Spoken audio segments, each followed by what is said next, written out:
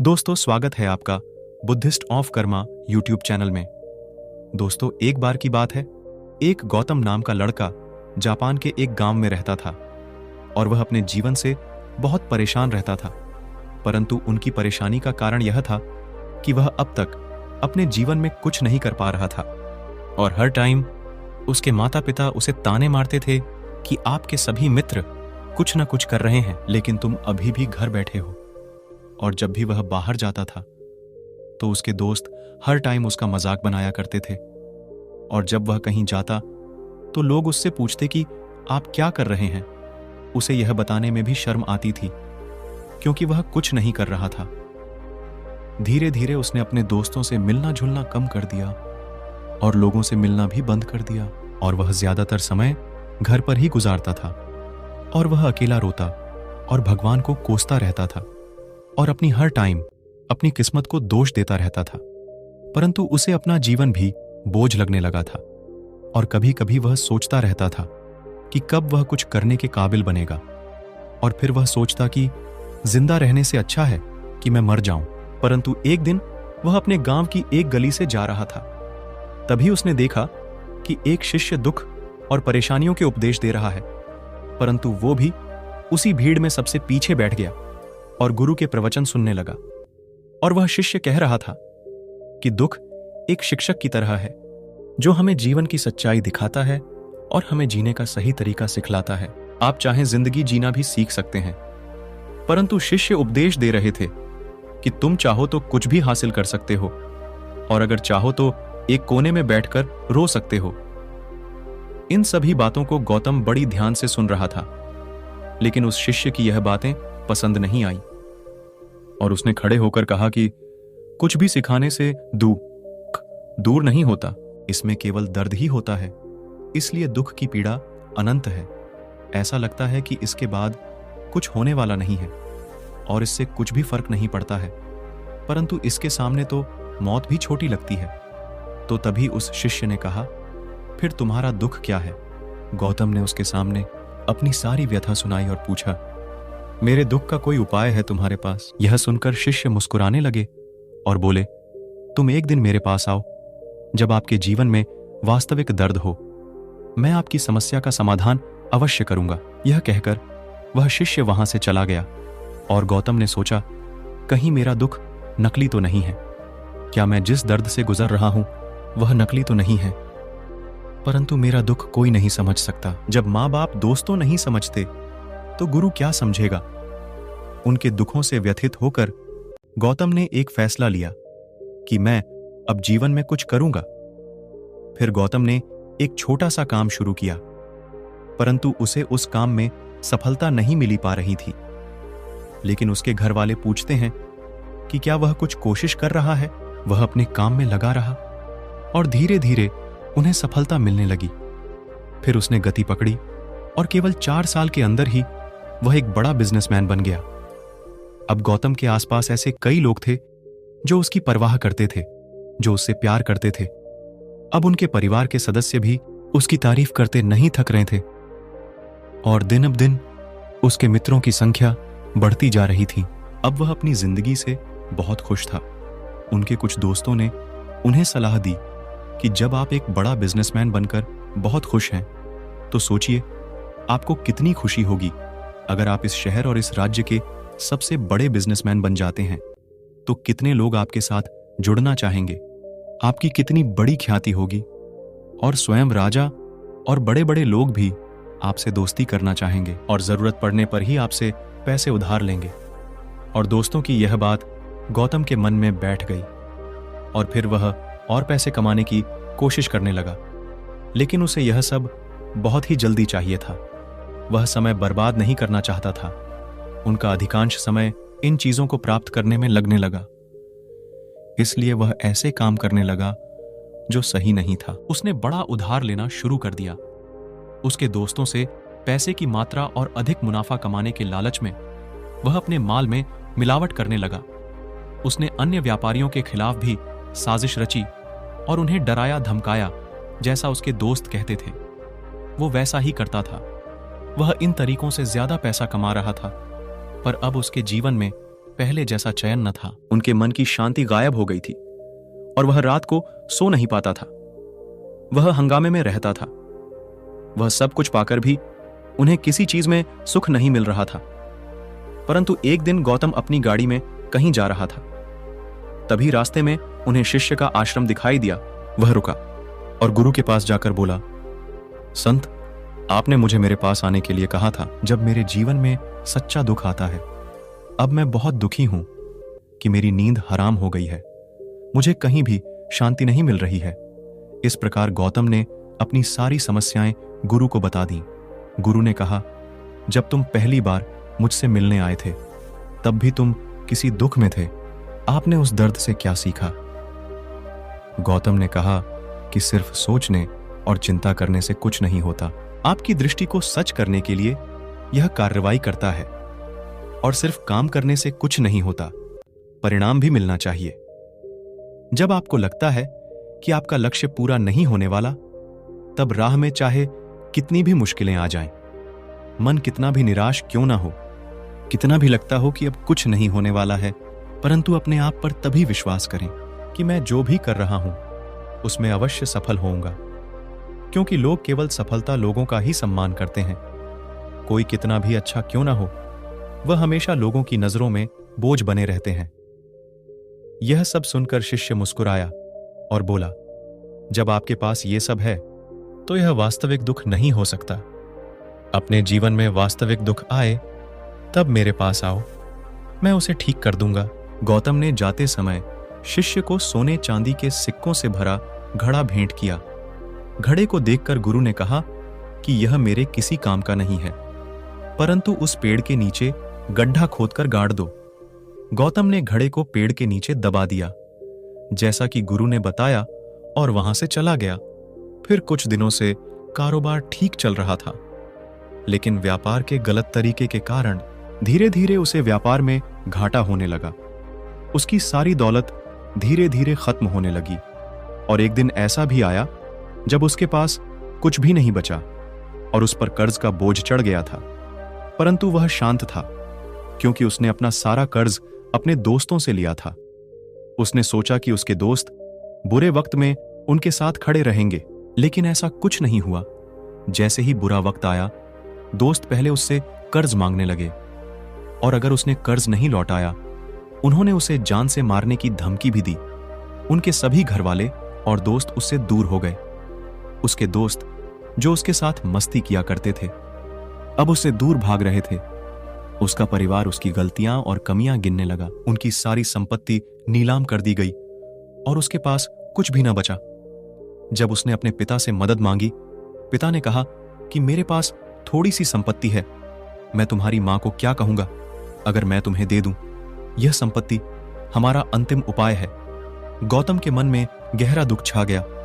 उसके आसपास कोई नहीं था जो उनके दुख को समझ सके, जो उसे संभाल सके। जनता के इस विश्वासघात के कारण वह अंदर से टूट चुका था और वह सोचने लगा कि अब जीने का क्या मतलब है, अब मौत ही मेरा सहारा है। वह आत्महत्या करने के लिए पहाड़ी पर जा रहा था। तब से उसे याद आया कि उस शिष्य ने उससे कहा था कि मेरे पास आओ जब तुम्हारे जीवन में वास्तविक दुख हो।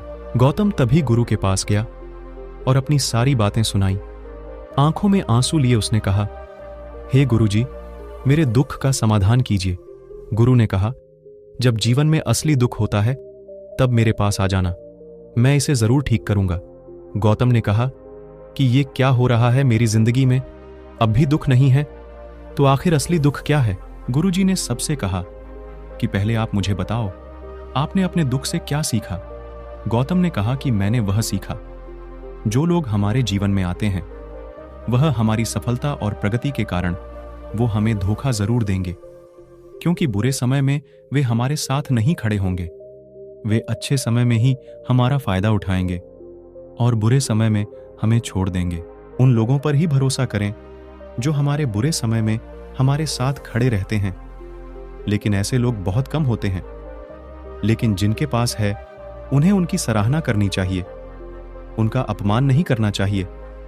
मैंने कभी भी किसी के खिलाफ साजिश नहीं रखना चाहिए। अपना काम ईमानदारी और धैर्य से करें और कभी लालची मत बनो। अपने सारे दुख दर्द और अनुभव बयां करने के बाद गौतम गुरुवर के सामने आंखों में आंसू लिए बैठ गया। कुछ देर बाद साधु उठे और पेड़ के नीचे एक गड्ढा खोदा और घड़ा निकाल लिया जो सोने के सिक्कों से भरा हुआ था। तो उसने गौतम को देकर कहा, मेरे पास आओ जब तुम्हारे जीवन में वास्तविक दुख है। और गौतम ने अपने शिष्य को धन्यवाद दिया और उसे प्रणाम करके चला गया। उस पैसे से उन्होंने एक छोटा सा काम शुरू किया। अब वह छोटा व्यापारी बनकर भी खुश हैं। उन्होंने पूरी लगन और ईमानदारी से कारोबार किया। जल्द ही वह अपने शहर का एक बड़ा व्यापारी बन गया और उनका जीवन सुख सुविधाओं से भर गया। लेकिन कोई कितना भी अच्छा क्यों ना हो, लेकिन जीवन में दुख सबके आता है, जो कि गौतम के जीवन में भी दुख आते थे। अपने माता पिता की मृत्यु के रूप में वे दोनों एक ही दिन मर गए। गौतम अपने माता पिता से बहुत प्यार करता था, इसलिए उनके निधन से उन्हें गहरा सदमा लगा। वह दोनों को श्मशान घाट ले गया, जहां अंतिम संस्कार किया गया। वहां उसने अपने माता पिता का शव जलता हुआ देखा तो उनका मन बेचैन हो उठा। उसके मन में कई सवाल उठने लगे और वह घर वापस आ गया। इसलिए उसने अपने माता पिता के घर और संपत्ति को देखा, जिसके लिए उनके पिता हमेशा लड़ते रहे, आज जो छूटा पड़ा है। जिन्होंने इसकी देखभाल की, इसके लिए लड़ने वाले इस दुनिया से चले गए। उसके पिता ने जो कुछ कमाया वह सब यहीं रह गया। एक दिन पहले तक उसके पिता मारपीट करते थे किसी के साथ उसकी संपत्ति के लिए, और आज वो खुद इस दुनिया से चले गए। उसका मन ऐसे अनेक विचारों के बवंडर में था। वह अंदर से अकेला और डरा हुआ महसूस कर रहा था। वह खाली खाली महसूस कर रहा था। उसे लगा कि कुछ है जो मैं समझ नहीं सका। इसलिए फिर वह शिष्य के पास गया। उसे देखकर शिष्य ने कहा, क्या जीवन में कोई दुख है? गौतम ने कहा, वैसे तो जीवन में कोई दुख नहीं है, सब कुछ अच्छा चल रहा है, लेकिन आज मेरे माता पिता का मृत्यु हो गया है। मैं इस घटना से बेहद दुखी और परेशान हूं। शिष्य ने कहा, इसमें दुखी होने की क्या बात है? एक दिन सबके अपनों को मरना है और न कभी कोई जिया है और न कभी जिएगा। एक दिन तुझे भी मरना है और क्या पता, शायद तुम कल ही मर जाओगे या तुम आज ही मर जाओ। गौतम ने कहा, क्या कह रहे हो गुरुजी? मैं भी मर जाऊंगा, लेकिन मैं अभी जवान हूं। गुरु ने कहा कि सब जी रहे हैं इस भ्रम में कि मृत्यु केवल दूसरों को आती है, बड़ों के पास ही आती है। लेकिन जवान और बूढ़े मर जाते हैं, बच्चे मर जाते हैं। मौत का उम्र से कोई लेना देना नहीं है, यह सभी को प्रभावित करता है। शिष्य की ये बातें गौतम के मन में बैठ गईं और वह चुपचाप चला गया। लेकिन उसका मन अभी भी बेचैन था। वह खाली महसूस कर रहा था। वह सारा दिन अपने बारे में ही सोचता रहा कि वह कौन है, वह इस दुनिया में क्यों आया है, क्या जीवन का लक्ष्य केवल चीजों को खाना और मरना है? ऐसे कई सवाल उसके दिमाग में लगातार चल रहे थे, लेकिन उन्हें अपने किसी भी सवाल का जवाब नहीं मिल रहा था और उसका दुख दिन ब दिन बढ़ता ही जा रहा था। इसलिए कुछ दिन बाद वह फिर से शिष्य के पास पहुंचा और बोला, हे स्वामी, मैं बहुत दुखी हूं क्योंकि मैं यह नहीं जान पा रहा हूं कि मैं कौन हूं और मैं इस दुनिया में क्यों आया हूं। यह सुनकर वह शिष्य मुस्कुराए और बोले, आज आपके जीवन में पहली बार सच्चा दुख उत्पन्न हो गया है। यह वास्तव में दुख कहलाने के लायक है। हम नहीं जानते कि हम कौन हैं, हम क्यों आए हैं और हम कौन हैं, क्या करें, कैसे करना है। गौतम ने अपने गुरु से कहा कि उसकी दुर्दशा दूर करो। शिष्य ने कहा कि हम सभी इंसान हैं, जीवन भर संग्रह करते रहते हैं। गौतम ने कहा कि सभी इंसान जीवन भर धन, सम्मान, परिवार, प्रतिष्ठा, मित्र, शत्रु आदि जमा करता है। शिष्य ने पूछा, क्या हम एकत्रित की गई चीजों में से कुछ भी अपने साथ ले जा सकते हैं? गौतम ने कहा, कोई भी इंसान अपने साथ कुछ भी नहीं ले जा सकता, वह सिर्फ अकेला ही जाता है। मेरे माता पिता भी अपने साथ कुछ भी नहीं लेकर गए। सब कुछ धन संपत्ति वैभव सब कुछ यहां पर छोड़कर गए। शिष्य ने कहा, अब मेरी बात ध्यान से सुनो। इस संसार में हमें जो संग्रह करना चाहिए वह हम नहीं करते। चीजें हमारे सामने होती हैं, लेकिन हम उन्हें देखने की कोशिश नहीं करते। हमें इस दुनिया में जो कुछ भी इकट्ठा करना है वह हम खुद हैं। हमें खुद को जुटाना होगा ताकि जब हम मरें तो हम एकजुट हो सकें और खुद को पहचानने में सक्षम होने के लिए हम अंदर बंटे हुए हैं। हम प्यार, नफरत, गुस्सा में बंटे हुए हैं। क्रूरता, धन, स्थिति, प्रतिष्ठा, सम्मान, पहचान, धर्म, जाति, सैकड़ों हजारों ऐसी चीजों और इच्छाओं में हम विभाजित हैं और टुकड़ों में जीवन जी रहे हैं। इस विभाजन के कारण हमारी चेतना कभी एक नहीं हो सकती। हमारी चेतना शक्ति बिखरी हुई है, इसलिए हमारे पास इतना समय नहीं है, इतनी ऊर्जा नहीं कि हम मुड़ सकते हैं और अपने भीतर देख सकते हैं। वास्तव में धन, सम्मान और सुविधाओं का अभाव, लोग इसे दुख समझते हैं और जीवन भर के लिए जो दुख कहकर रोते रहते हैं और समाधान खोजने का प्रयास करते रहते हैं, उन्हें अपना समाधान कभी नहीं मिलेगा, क्योंकि जिसे लोग दुख कहते हैं वह वास्तविक दुख नहीं है। यह सिर्फ एक आदमी की इच्छा है। उसकी इच्छा कभी पूरी नहीं होती, इसीलिए व्यक्ति को कभी उनके प्रश्नों का समाधान नहीं मिलता। इसलिए इन सबसे परे, यदि आप अपने दुखों का अंतिम समाधान चाहते हैं तो सबसे पहले खुद को समेटो।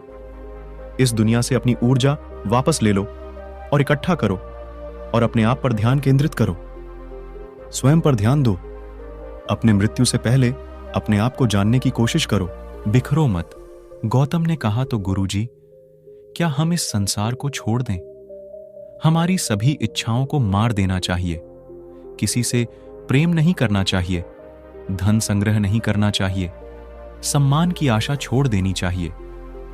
शिष्य ने कहा कि भावनाओं और इच्छाओं ऐसे बिखरे हुए मनुष्य में से निकल आओ, जैसे कोई पत्थर पहाड़ से गिरे जिस पर पर्वत का कोई वश नहीं है सिवाय देखने के। परेशान होना और कुछ खोना, वैसे ही बिखरे हुए मनुष्य की इच्छाएं बेकाबू और दर्दनाक हैं। उसका अनियंत्रित मन इच्छा करता रहता है और कल्पना करता रहता है और यह दुख देता है। लेकिन जब एक व्यक्ति अपने मन को एकत्र करता है तो वह जो कुछ भी करता है वह उसके नियंत्रण में होता है। फिर उसकी इच्छा से इच्छाएं भी उत्पन्न होती हैं। गौतम ने कहा कि आपने मेरे असली दुख का समाधान कर दिया। आपका बहुत बहुत धन्यवाद। अब से मैं खुद को समेटने, खुद को तराशने की कोशिश करूंगा। शिष्य ने कहा कि मानव शरीर में बहुत ऊर्जा और शक्ति है, लेकिन यह फालतू के कामों में बंटा हुआ है, बेकार की बातों में लगा हुआ है। यह एक बहुत ही शक्तिशाली मशीन की तरह है।